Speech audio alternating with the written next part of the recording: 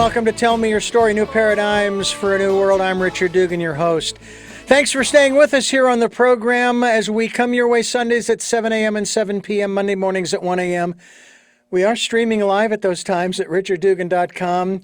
We're also on Wednesdays at 9 a.m. It's a special edition of Tell Me Your Story, and I hope you'll join us every day, every week, every month, if you will, because we have podcasts, and they're on SoundCloud, iTunes, TuneIn Radio, Spotify, Stitcher, Player FM. They're on iHeartRadio, as well as Amazon Music, and also on YouTube. That's right, you can watch these videos on YouTube, and I hope you will, and subscribe to them as well. We're available, obviously, 24/7, 365. I have somewhere in the neighborhood of over 600 interviews on SoundCloud, and 170 or 180 interviews on YouTube. So you've got a lot to choose from. And this one is no exception. And you're going to want to check out the entire interview. We're going to be talking about just one more. It's the wisdom of Bob Vukovich. And Jeffrey Martinovich is my guest here on the program. This is his book. You'll see it up between us as we do the program. And Jeffrey, thank you so much for joining us here on the program. Thank you, Richard. Great to be here. I'm going to guess that usually one of the first questions that you get asked is, who the hell is Bob Vukovich? Well, doesn't sound like a guru from India. Right. He would certainly be not from India, maybe a little farther east. Bob Vukovich is, a lot of people ask if he's a real person. He was a nickname from many years ago in college, but he's really more of an amalgamation of a lot of great mentors that I was lucky enough to be exposed to and take me under their wing. And so when we wanted to teach these lessons and tell this narrative, he was a great person to put in place and to provide all that wisdom that, he's kind of like that grandfather we all wish we had, who told us how to live that good, great life and all the things that, we learn by mistakes. And so that's who is Bob Vukovich. Well, I think it's perfectly appropriate to do that because sometimes when you write about someone, a real person, the wheels can kind of come off the cart because now people are going to search this person out. They're going to research this person. They're going to do a deep dive into their history, their bio, et cetera, to find out who they really are. Dig up some dirt, and the next thing you know, it's a mess. And it's like, but why are you doing this? Because we all have I love to use the word, we all have our picadillos. We all have our... Bob's life, his drama in his life does actually pretty closely mirror the last decade of my life. So it is kind of telling a story through another figure. Okay. So since I want to leave the book to the readers, tell us about the last 10 years of your life. Well, a quick snapshot would be, I was very fortunate to build $1 billion investment firm. From zero, you know how that works, working 20 hours a day and with a lot of success. And then we ran into 2008 and the great financial crisis. And we weathered that pretty well, but the regulators and the government did go around, and you didn't see this a lot on the news, but did shut down about 2,000 what we call second tier firms, the little bit smaller guys like us. While everybody on Wall Street kind of skated past all that, as you remember, we took it on the chin. And so what they did is they accused us of some nefarious pricings of securities. And I had to make a decision, and I actually turned down 3 separate government plea offers to settle this thing, and decided to defend my company and my employees and myself in federal court. Little did I know at the time that 98.5% of those trials ended in convictions. And that happened to me.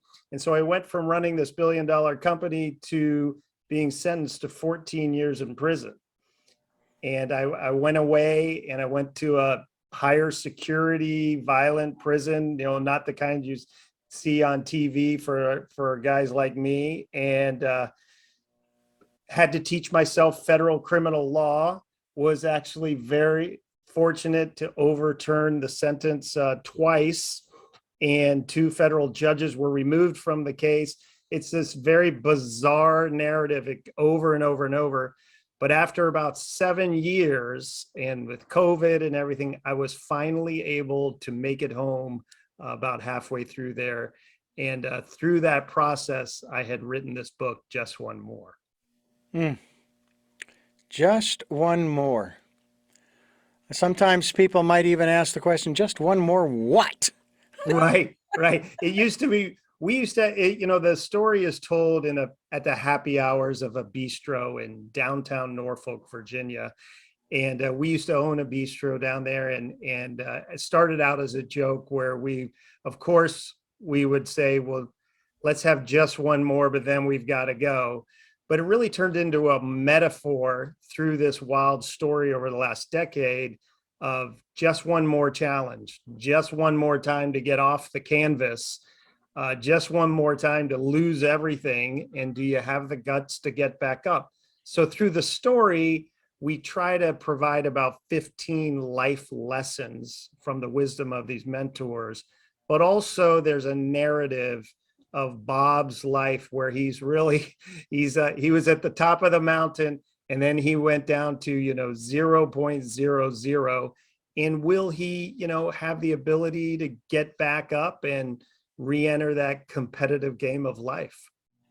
Well, there's no question that every time one turns around in this life, there always does seem to be just one more, and just one more, and so forth. And It I mean, keeps coming. my own personal experience is just that. And there are times when I'm going, oh, no, could we hold off on just one more for just a little Exactly. while? For just a little while, Let's just cruise for just a little bit.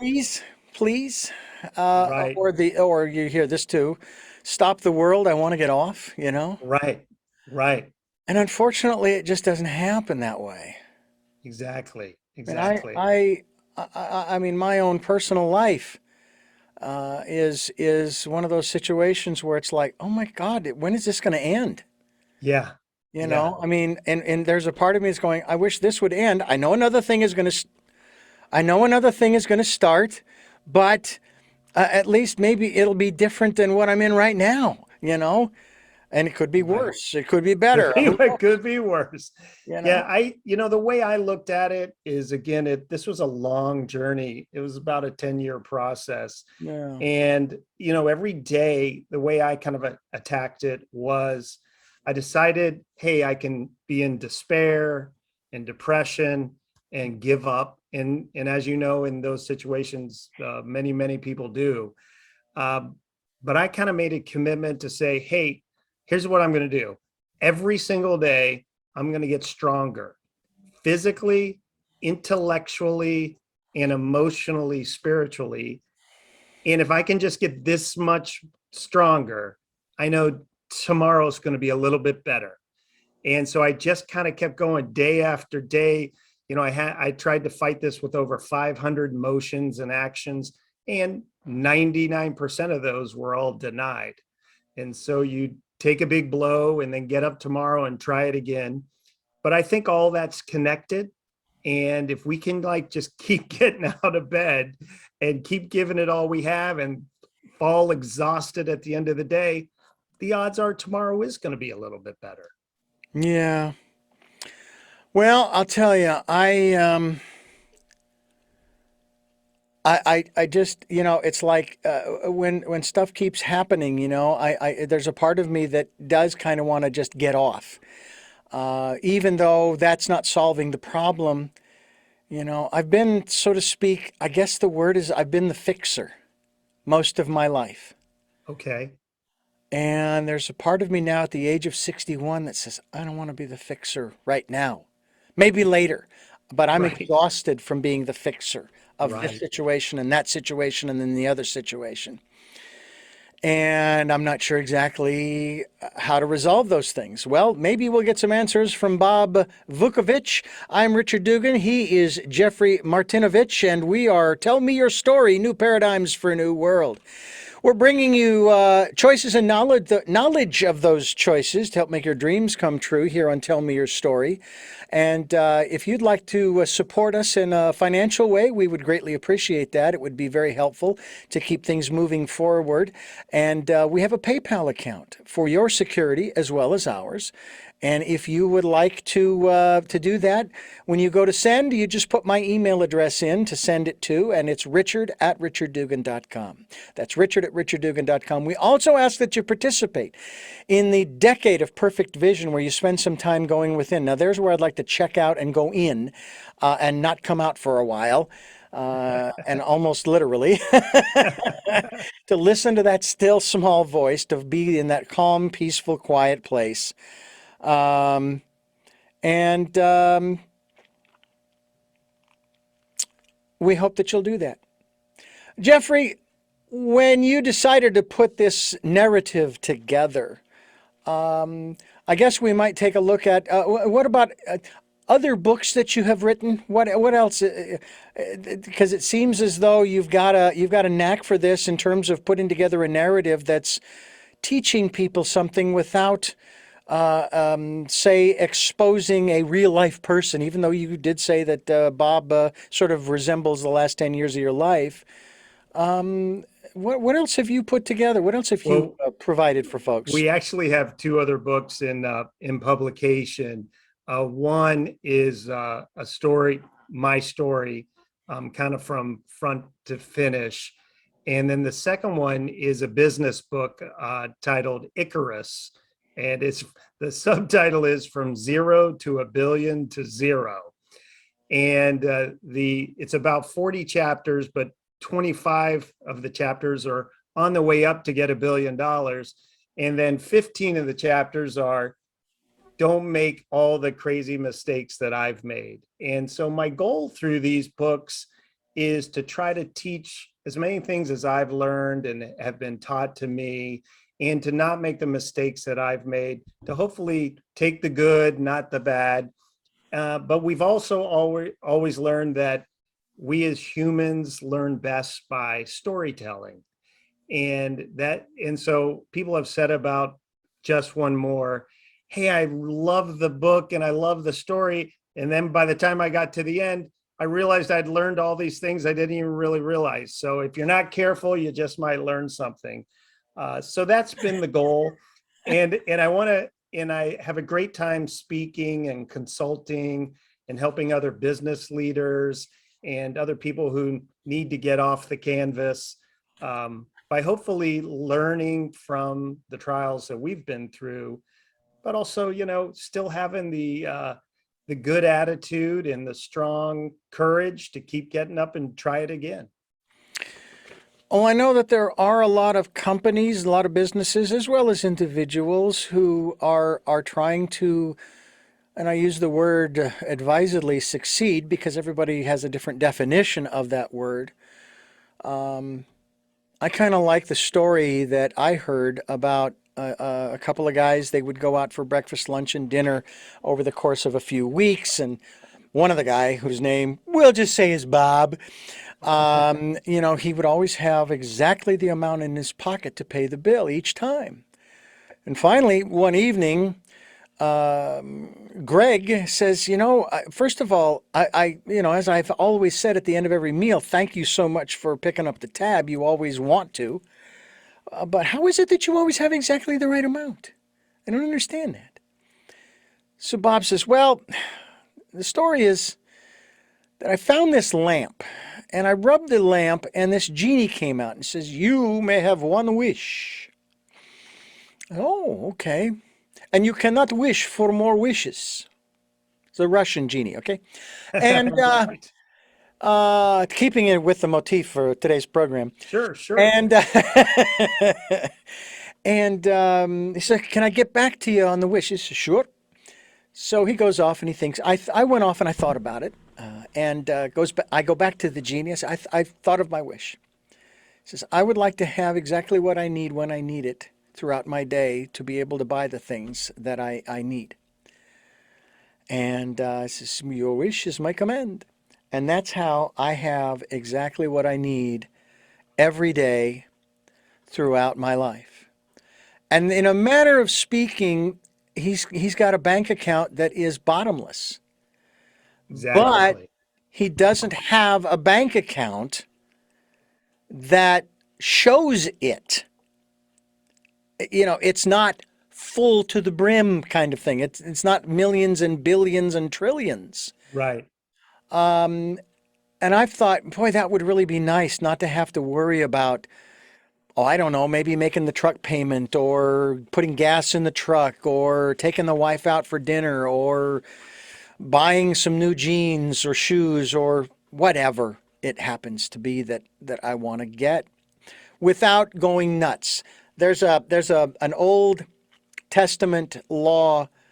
I'm not sure if it's a law, but there was this Jewish rule, and I remember a rabbi on the program shared this with me that Okay. every 7 years your debts are absolved. Now that doesn't mean during the 7 years you go nuts.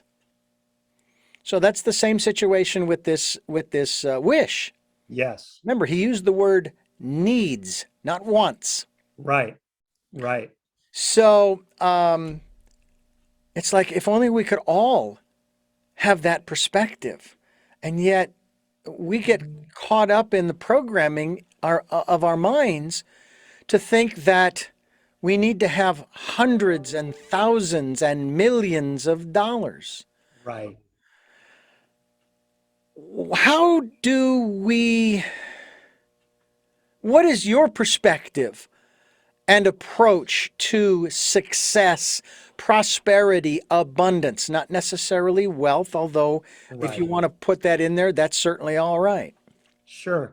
And certainly when you go through things where you lose everything, you certainly have time to reflect, do you really miss those things? And certainly having nice things is great.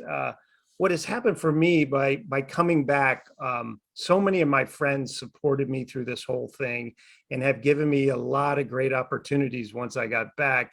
And I have, but I mean, to make it like totally a miracle is I have my amazing wife, my son, my adult son is now working with me every day.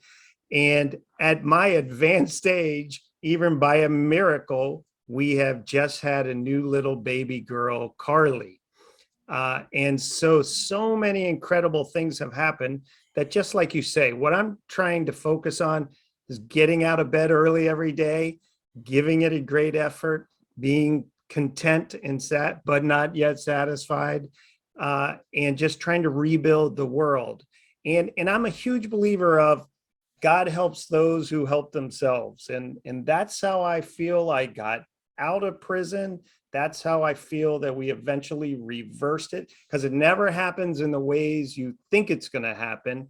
But if you keep making forward progress, if you keep doing the right thing, eventually the grand design, I believe, is going to let you out the other side of that tunnel.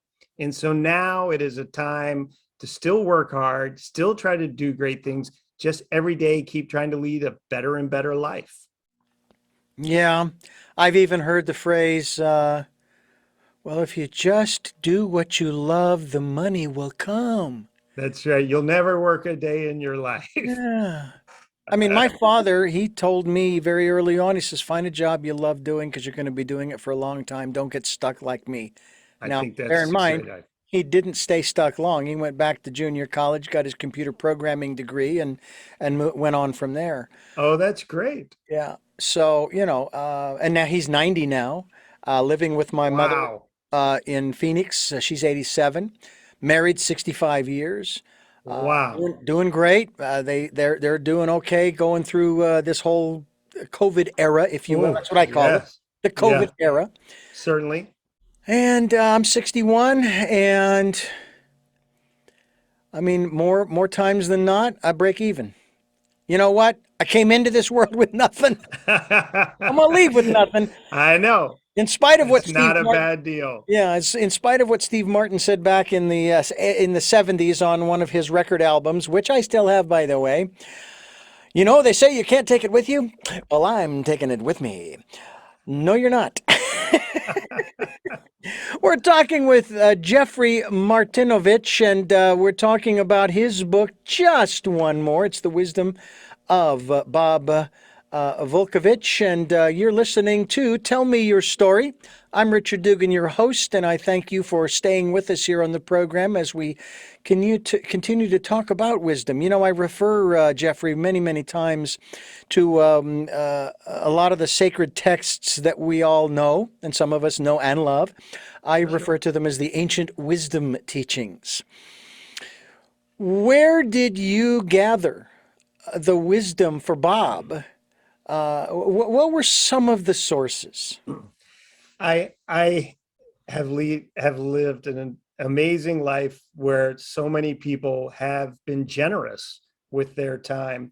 First of all, my father led a great Horatio Alger story, growing up with nothing and without a father himself. And, you know, it really built a good life and taught me responsibility. And that was kind of the role of the provider. And so I was really fortunate when so many children, you know, aren't able to have that stability. And through sports, I also attended the United States Air Force Academy and through the military, and I was in the first Gulf War, that there were so many great leaders, really, really smart people that would spend time with me. And so that's been my goal. And so as I've built 6 or 7 different businesses over my time, you know, my goal is to spend time with the younger people, with the people starting their businesses, and being able to just pass some of that forward. And so that's kind of the purpose of Bob. We had written a business book. There was about 15 chapters left over that weren't really business lessons. They were more life lessons on how to lead a better life of class and grace and lead the best life you can. And so throughout the narrative, Bob, at these happy hours on Thursday evenings, teaches young Cole Johnson another subject and kind of gradually nudges him along in a positive direction. Well, we all could use a little nudging from time to time. There is no Nudging, question. that's right. Yeah, yeah, and some days we could use a push right off the cliff, saying "Get going." That's right. And when it does come to cliffs, I will tell you, and I have personal experience of this. When you come to the edge, there are two things that I've learned from those ancient wisdom teachings that you do. The first is you jump, and the second is you trust. Talk to us about that aspect of trusting, whether we want to talk about jumping off a cliff, Right. metaphorically, ladies and gentlemen, Right. metaphorically, or not. Metaphorically. What about that aspect of trusting, and I'll put it this way, trusting the universe, trusting God, Absolutely. trusting the higher power, whatever your name for it? Yes. I'm that's that's what I believe. And through this whole experience, so many times I was at the edge. I wasn't going to be able to provide. We weren't going to make it. The worst of the worst was happening. And for some, just the littlest thing happened. And I actually talk about this in a few chapters in the book. Somebody intervenes, or we even help someone else, and then in turn it helps us. In all these very strange coincidences and very amazing events happen to me to pull me back from the edge, and I can't explain it. And but it made me a believer. If I wasn't a believer before, I certainly was after. And I think we have, when you go through things like this and you are saved over and over again, you have to believe in some grand design that, hey, okay, God, you won't let me finally fail. All right, you're going to keep me going. Even some many days when, boy, we sure wish we could have maybe failed. And so that happened to be over and over. And we talk about it in the book. I believe that 100%, that in my simple belief is that's why we're down here to begin with, to build our soul, to overcome fear, and to go through as many challenges as we can so that eventually we can move on to the next adventure. Yeah, the next adventure, not just another one, okay?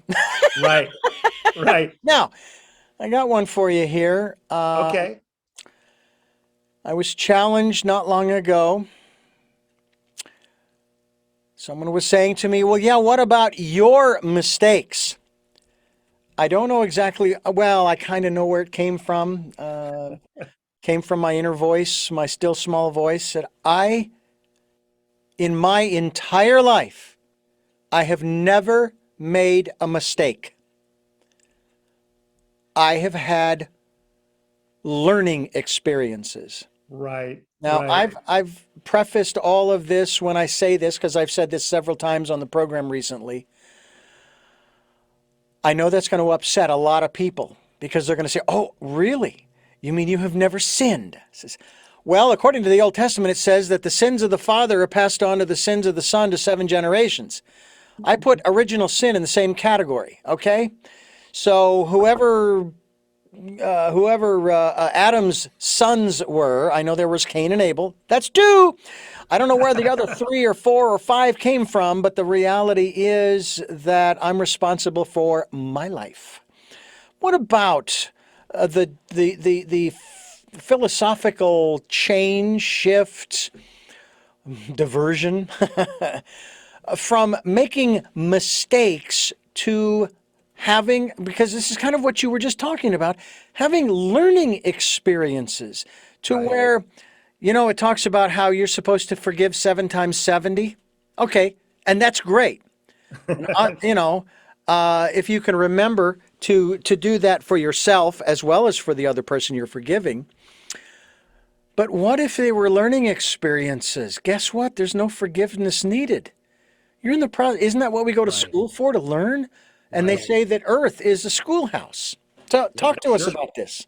Well, certainly, now that I consult for companies and speak to different groups to help them, uh, the reason we have wisdom after the end of these journeys is simply because we have the scars and we've made the mistakes. I've always told people in my companies, hey, don't worry about making a mistake because no one's made more than I have. And what we try to do is you try to encourage people to take risk and to not let the day be consumed with fear. And hey, when you take risks, you're going to make mistakes. We never punish for mistakes. We only punish for lack of effort. So we just want people to feel like it's okay to make mistakes, as all the books today tell you, to fail often, fail early. Uh, I totally agree that the only way you get wisdom is by making a lot of mistakes and having some nice lucky success along the way. But if you're not the person in the arena, my favorite at the very beginning of the book is my favorite quote or speech by Teddy Roosevelt, The Man in the Arena. I read that. And thank you. And you got to be in the arena because all the timid souls are in the stands, and the critics are gonna love you or hate you. You can't attach to the praise or the hatred. It's always going to be there. You have to be detached from that, and you have to go out into the arena, and you have to be bloodied and battled and bruised and broken, but at least you were there. And I think that's the goal. I think it's Hunter Thompson has that great poem about at the very end sliding into your grave, bruised and battered and broken, and that's the goal. So that's what I'm trying to do, and what I'm trying to do is not let the fear and the embarrassment of my last 10 years control me with fear. So I have to hold my head up high. I have to say, hey, I believe we did the right thing. I want to help all the people that unfortunately were hurt with me. And I want to fix it. I don't want to run away. I don't want to cry about it. We can only cry so many days. I think our goal is we have to fix the problems and we have to move forward. And so I think that's where it all comes from. We all make mistakes, and I've made more than most. And so hopefully we are able to turn disadvantages now into advantages. I know that that's one of the ways that we can stay optimistic too, because we're looking for the silver lining. Right. You know, I remember when the World Health Organization declared a pandemic, or a global pandemic, and it didn't scare me. It didn't really bother me. And actually, I felt very optimistic about it because I thought, because see, I have a different perspective on my life expectancy, which I have no clue as to what it is. But if it's my time, it's my time. What am I going to do? I can't fight that. I was optimistic though, because I saw the possibility of opportunities out there. I didn't know what they were, but I saw the possibility. I thought, boy, we're going to, and we're doing something different this time. And of course, Einstein's statement about insanity, guess what? We were doing something different this time, Right. which meant that the end result, or where we came out in the end, it was going to be different. And I thought, we may or may not like what it is, but it's going to be different. Okay. Right. And don't forget, Einstein said there's only two ways to view the universe. Nothing is a miracle, or everything is. Yeah. I Yeah, was it's even taught, all your view. yeah, I was even taught in when I was working for Christian radio back in the 80s, early 90s, because most of the people, they were out there looking for the devil. The devil's doing this and the devil's doing that, and on and on and on. And someone said to me, says, yeah, well, they're finding the devil because that's what they're looking for. That's what they're looking for. If you're Exactly. looking for God, then you'll find God. Yeah. Yeah. And sometimes that's hard to share with people because they're so stuck in their emotions. And I mean, again, I'm not passing judgment. It's just where they are, Right. and you want to help them. I remember when my when my divorce papers were served to me at my place of employment on May 1st of 1998.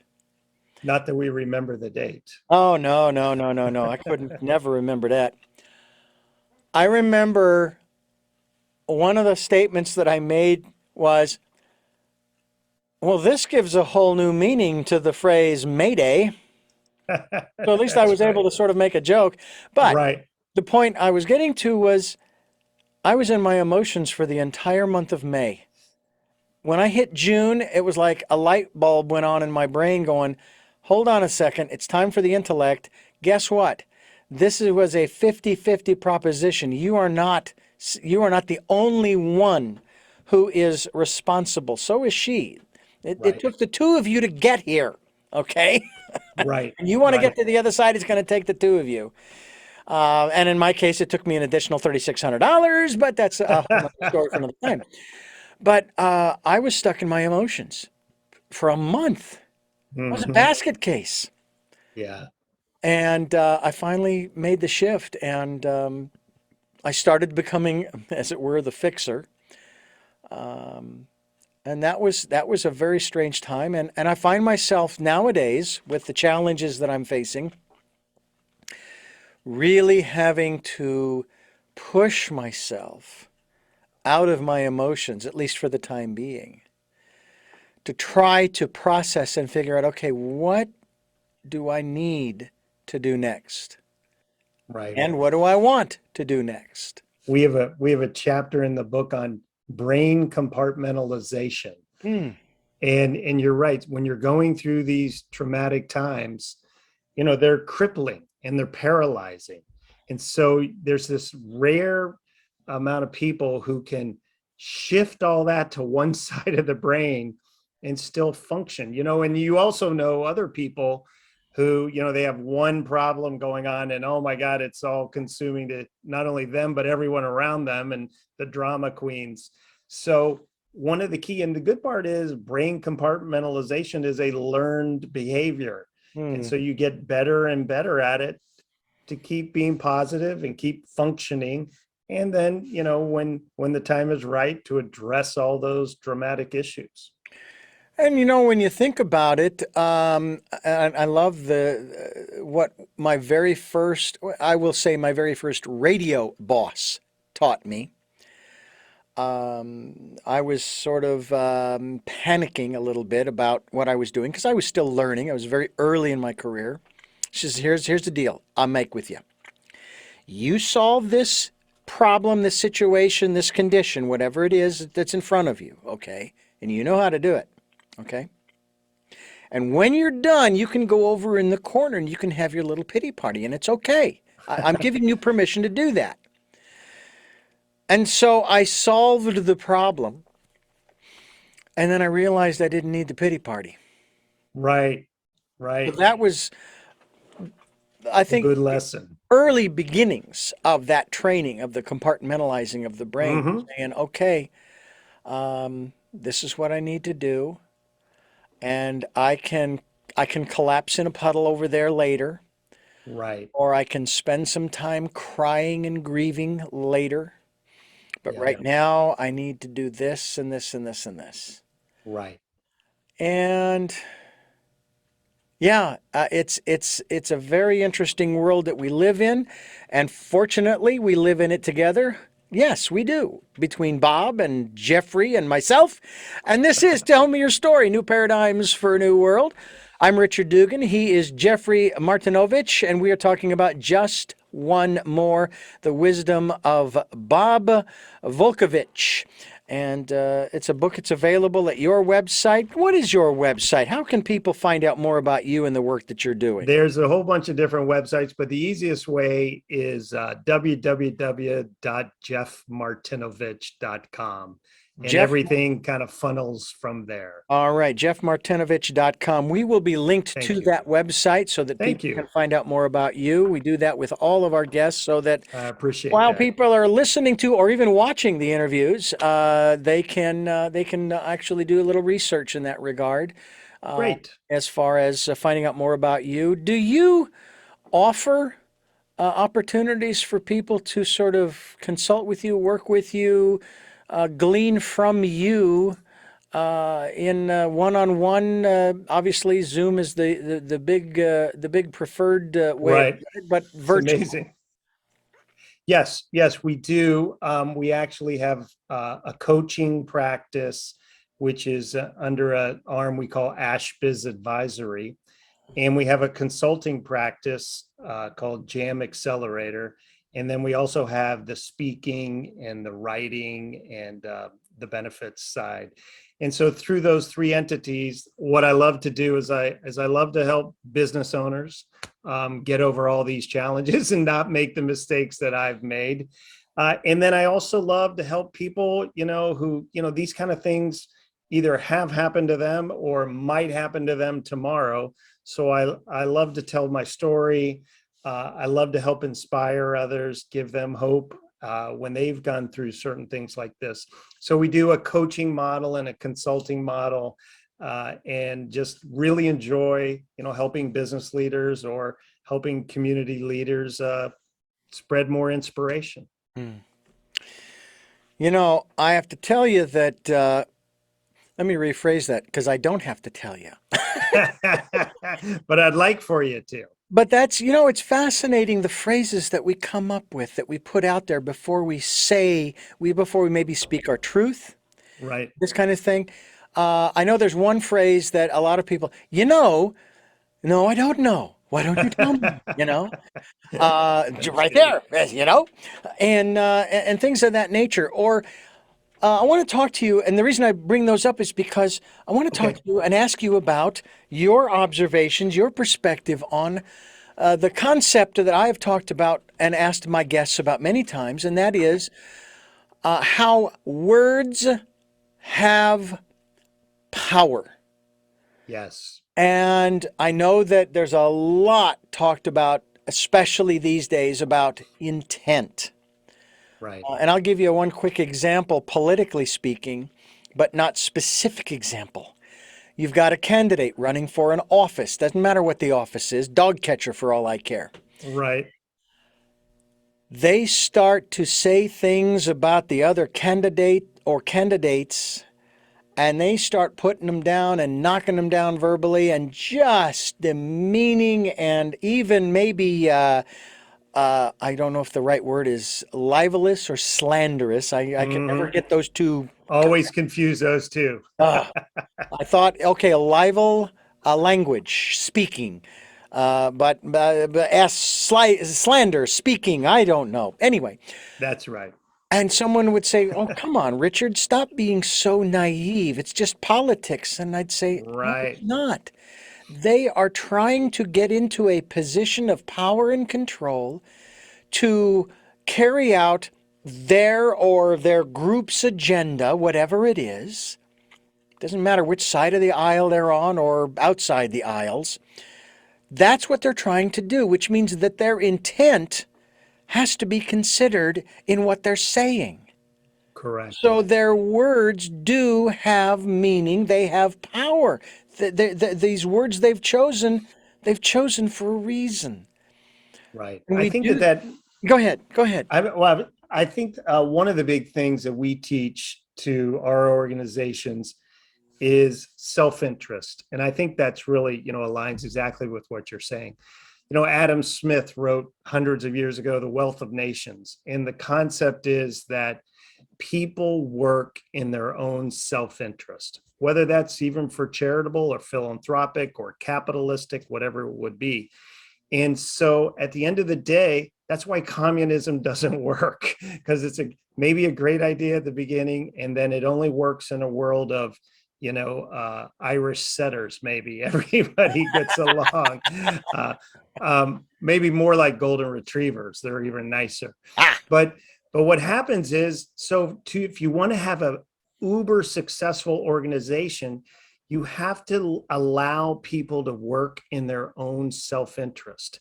And then if you can align them together, and then that self-interest is for the greater good, then all the better. You can do all these amazing things. But what we do is we're lazy, and we set up pay plans, or we set up corporations, or we set up organizations, even charities, where the whole structure of the organization is not designed to empower the individual. And so once you figure that out, I used to be president of Big Brothers Big Sisters in our region. It's just an amazing charity. And we finally had to bring a little capitalism into it, which everybody kind of winces when you say the word capitalism these days. But we yeah. empowered everybody. And, in a period of 6 months, we tripled the budget. We got all the children off the waiting list. We allowed everybody to win, win, win.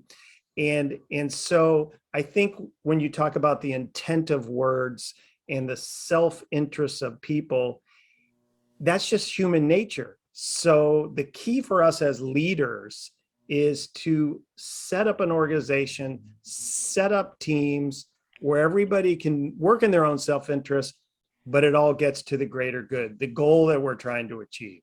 Yeah. Jeffrey Martinovich is my guest. His book, Just One More, featuring the wisdom of Bob Volkovich. And we are continuing our conversation with him here on Tell Me Your Story. I'm Richard Dugan, your host, and we are so glad that you are with us here. I hope that you will continue to listen to, watch, and even subscribe to these broadcasts as well as video casts, and glean from our guests. Go to their website, and in this case, that website is jeffreymartinovich.com, and we'll be linked to that website as well. That's interesting. You have a martini glass tipping over on the cover of the book. Give Yes. us give us the symbolism there. Well, certainly the story, the narrative is held at at a fine restaurant, bistro in downtown. But it's also kind of a good life, and a life of grace that basically spilled out of the glass. There's no doubt about it. Bob and maybe myself as the when you're kind of at the top of the mountain, and then the next day you're on the front page of the newspaper, and then you're on the front page of the newspaper again and again and again. The good gray goose spills out of the martini glass pretty quickly, and everything comes crashing down. And really overnight, you can go from being a stalwart of the community to being the pariah of the community. And I funded a baseball stadium for the local school, and 2 days later they were taking down my signs from the, and it just one after another after another. And so the symbolism of the martini glass we thought was pretty appropriate to the narrative of the story. It's very interesting. I want to talk to you now about another of my harebrained ideas, theories, if you will, especially in light of what you mentioned earlier about one of the a couple of the isms that we in this world live by, or live under, if you will. Depends upon your perspective, I guess. Sure. From a spiritual perspective, there is a metaphor that I like to use. I don't think Gene Roddenberry intended for it to be used this way necessarily, but it sure comes right out into my mind. There's a character in the Star Trek Next Generation series that loosely resembles the spiritual being having a human experience, listening to that still small voice, living out one's life purpose. Mm-hmm. I'm not going to sit here and say, so Jeffrey, can you guess who that might be, or would you like a lifeline?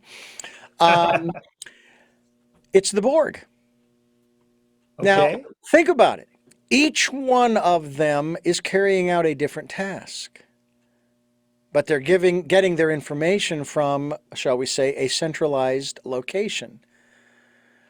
We don't know what that centralized location is, but they're still doing their individual jobs.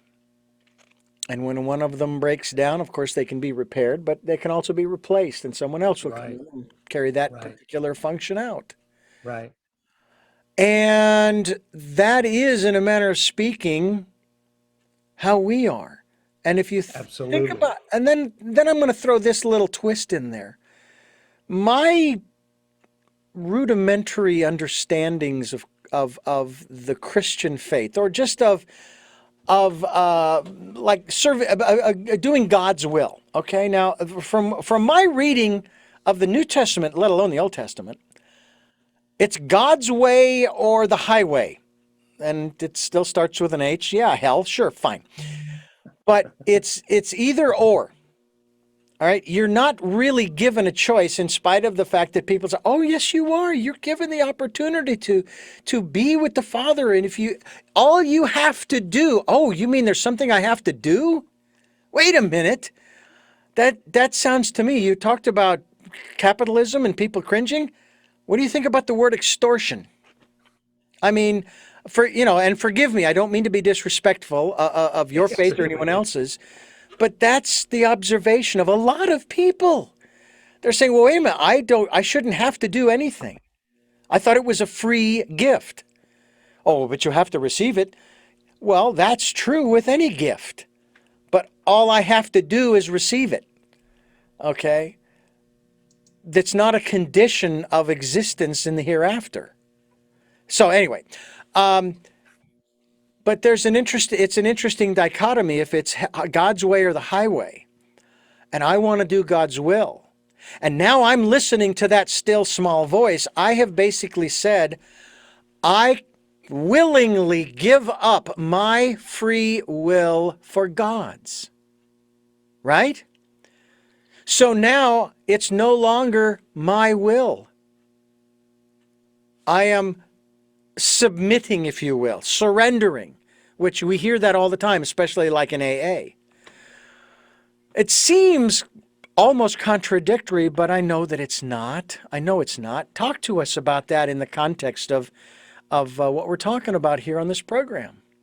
Well, I think that I am a big believer um, in we are all part of the same consciousness, and we were born more perfect, and so we just have to get back to who we really are.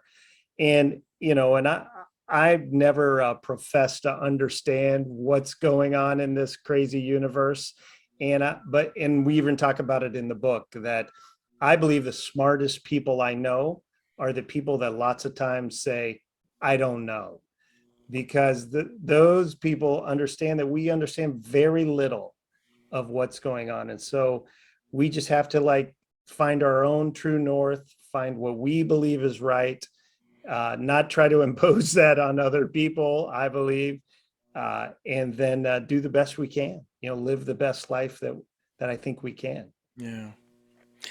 We're talking with Jeffrey Martinovich and having an interesting discussion, as always, here on the program. His book that you can pick a copy up through, I'm sure, Amazon and all of the other online locations. Who knows? Yes, You still that's have a right. bookstore in your location. They might have it. They could probably That's order it right. as well if you wanted to do that. Just one more, The Wisdom of Bob Volkovich. Is this yet available in audible form? It is not in audiobook form, but that is certainly in the plan. And Richard, somebody like you with a great audiobook voice is who should try to make that come alive. Well, I wouldn't mind doing that as long as you don't mind if I sound a little like Sean Connery. I do like Sean Connery. I do. He's got a great voice. He really does. He does. And Richard, I apologize. I have to go into a meeting.